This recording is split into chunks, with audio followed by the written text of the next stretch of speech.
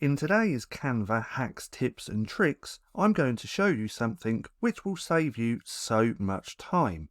Now, what I'm going to show you is how to find and replace text in a matter of seconds here in Canva.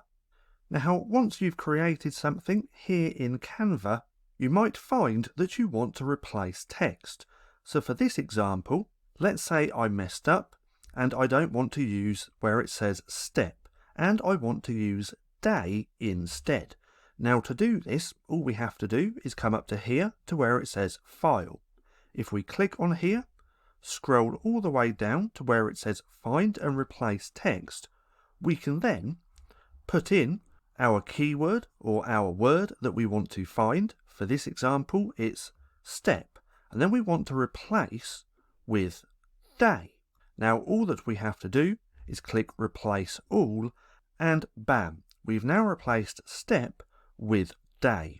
And that's how easy it is. Now, if you enjoyed this little Canva hack and you want to watch more, then click right here and watch this playlist.